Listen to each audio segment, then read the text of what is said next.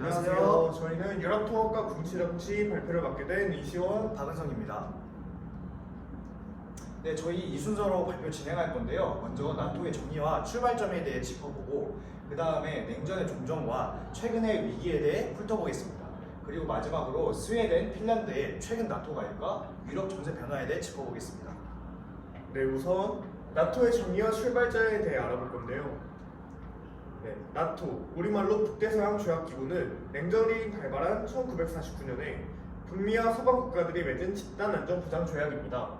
나토는 제2차 대전이 끝나고 동유럽 국가들이 소련의 영향을 받아 차례로 공산화되자 미국과 영국 등 서방 세계들이 큰 위협을 느끼게 된 것이 시작점입니다.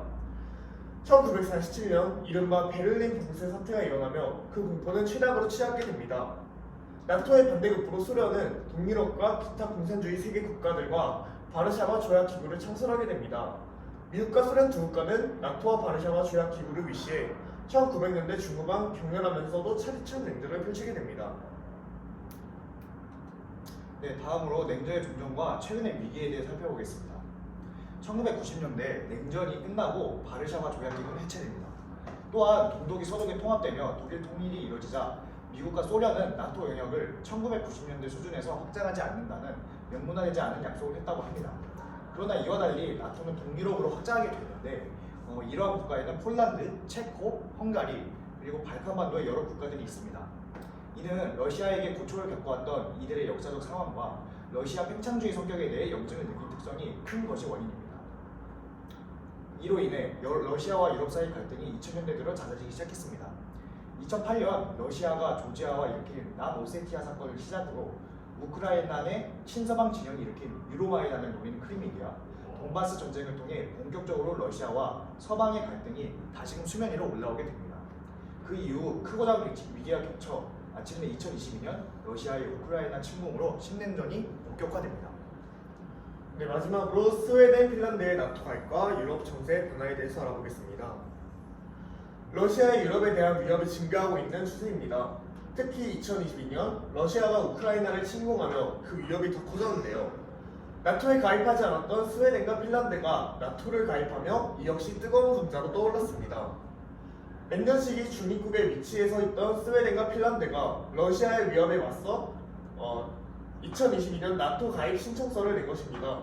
2023년 초 핀란드의 가입을 회원국 전원이 승인해 공식적으로 핀란드는 나토의 회원국이 되었고 스웨덴은 인준 절차를 밟고 있습니다.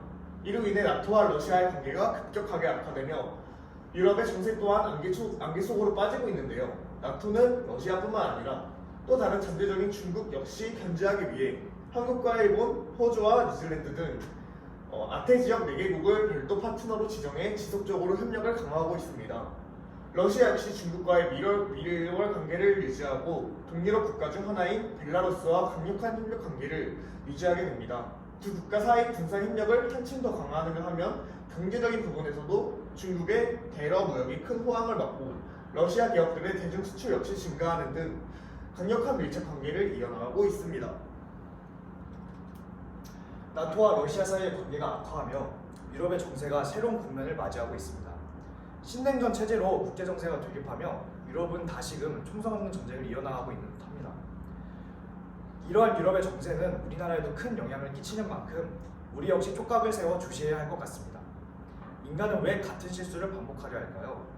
인류의 역사는 분쟁 없이는 쓰일 수 없는 것일까요?